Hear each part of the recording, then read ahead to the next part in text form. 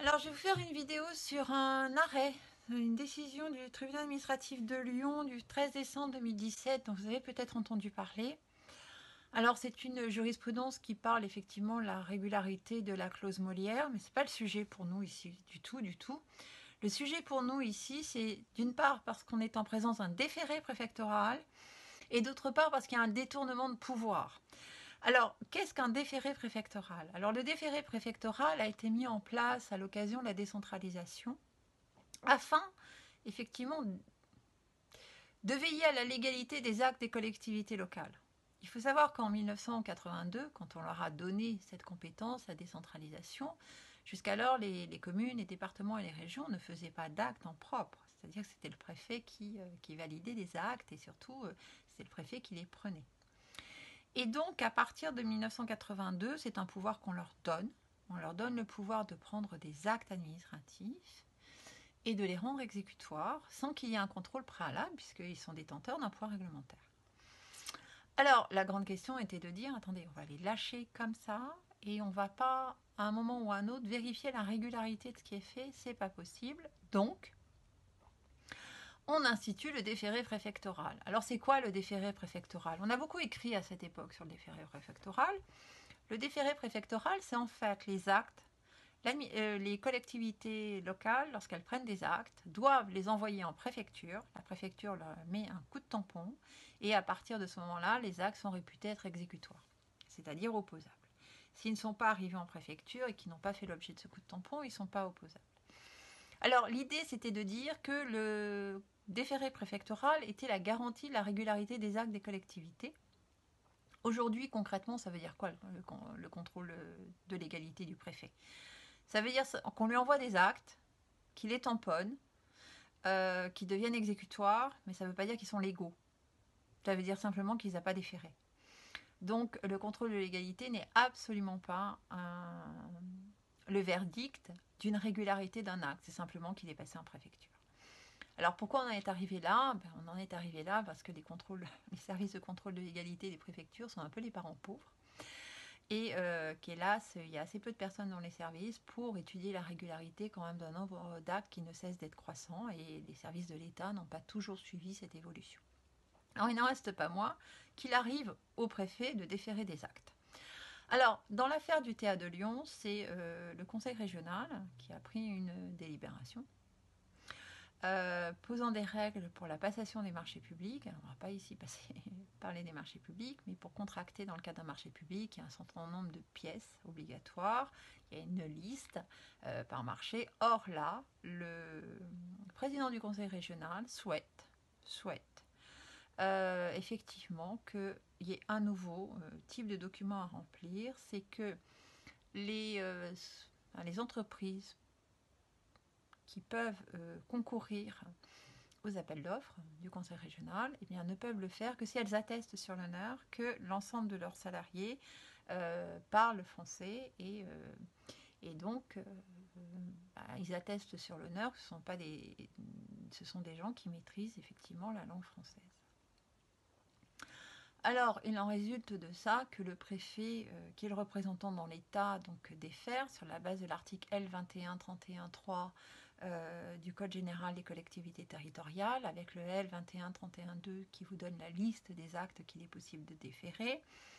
Et vous avez l'article L 41-42-1 qui vous explique qui explique la forme, enfin la liste en tous les cas des actes qui peuvent être déférés.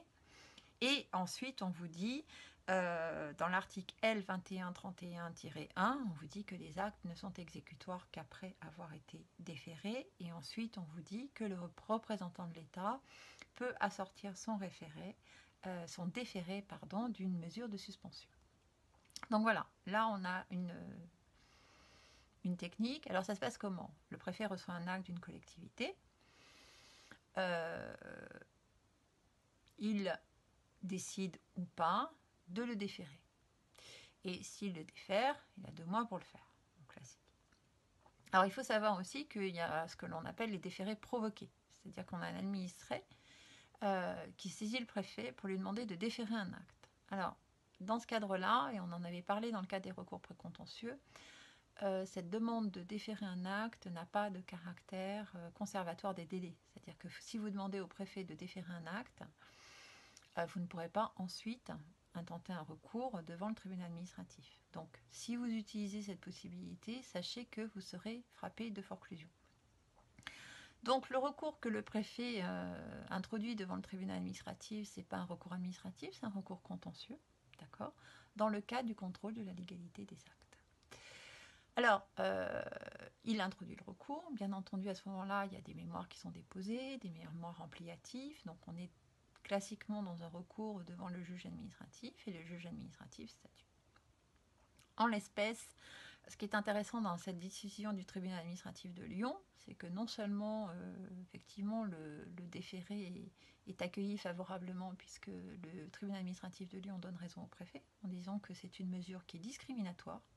Cette disposition de la délibération du Conseil régional Rhône-Alpes, c'est une mesure qui est discriminatoire et qui ne permet ainsi pas à toutes les entreprises de pouvoir poser leur candidature, notamment en raison de la langue, ce qui interdit quand même toutes les candidatures des pays membres de la communauté européenne. Donc voilà, le tribunal administratif nous dit que c'est entaché d'illégalité, et non seulement que c'est entaché d'illégalité, mais qu'il y a un détournement de pouvoir. Alors, qu'est-ce qu'un détournement de pouvoir? Un détournement de pouvoir, vous avez eu cette notion qui est apparue pour la première fois dans l'arrêt Parisé du Conseil d'État et qui est d'ailleurs dans les tables du GAJA. Et l'arrêt Parisé, en fait, pose comme règle, et puis c'est une notion qu'on retrouvera sous la plume de la Ferrière, qui nous dit quoi? Qui nous dit que le détournement de pouvoir, c'est l'utilisation de ces pouvoirs à d'autres fins que ceux pour lesquels elles ont été conférées et qui sont une utilisation des pouvoirs qui est étrangère à l'intérêt général. En gros, ce qu'on nous dit, c'est que le détournement de pouvoir, c'est lorsque la collectivité, enfin l'élu, l'édile, le pouvoir exécutif, utilise des pouvoirs à des fins qui ne sont pas d'intérêt général, mais qui sont à des fins particulières et qui confondent intérêt public et intérêt privé. Alors, du détournement de pouvoir, on en a il y a aussi comme conséquence le détournement de procédure. C'est-à-dire que la procédure est utilisée de telle manière à satisfaire un intérêt qui ne serait pas l'intérêt général. Alors, on peut dire quand même que le détournement de pouvoir, c'est rarement admis parce que c'est très difficile à démontrer. On le trouve beaucoup en droit de l'urbanisme. En droit de l'urbanisme, on sait très bien qu'il y a des PLU, des plans locaux d'urbanisme, qui sont faits uniquement pour favoriser la constructibilité d'un terrain ou d'un autre, mais ça aussi c'est difficile à prouver, mais c'est une réalité. Et donc on a aussi des cas, comme le cas de Lyon, et on a une autre jurisprudence qui concerne la ville d'Aix-en-Provence et la société d'économie mixte chargée de l'exploitation des parkings. Donc la ville d'Aix-en-Provence et cette société passent une convention, qui est d'ailleurs une remise en cause du contrat initial, pour changer les compétences entre la ville et cette société d'économie mixte. Et en fait, cette convention n'avait que pour seul et unique objectif de faire échec au transfert des compétences de la ville d'Aix-en-Provence à la métropole. Et donc là encore, le juge reconnaît qu'il y a un détournement de pouvoir. Donc non seulement le déféré préfectoral est favorablement accueilli, mais en plus, il y a un détournement de pouvoir. Et dans cette décision du Conseil d'État en 2007, reconnaît qu'il y a un détournement de pouvoir. Et en plus, le préfet avait assorti son déféré préfectoral d'une demande de suspension, et donc qui a été également favorablement accueilli. Il y a eu une suspension, et la suspension, pour que le préfet obtienne la suspension de la décision concernée, eh bien, il s'agissait qu'il démontre un moyen sérieux concernant l'illégalité de cet acte, ce qu'il a fait pleinement, et il s'avère que l'acte était entaché d'illégalité, la suspension a été obtenue, le détournement de pouvoir avéré.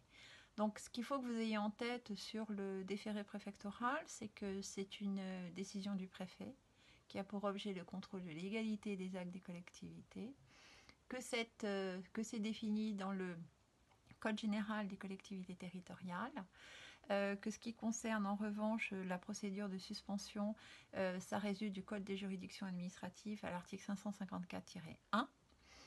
Et donc, voilà, c'est un recours contentieux dans le cadre du contrôle de la légalité des actes des collectivités locales.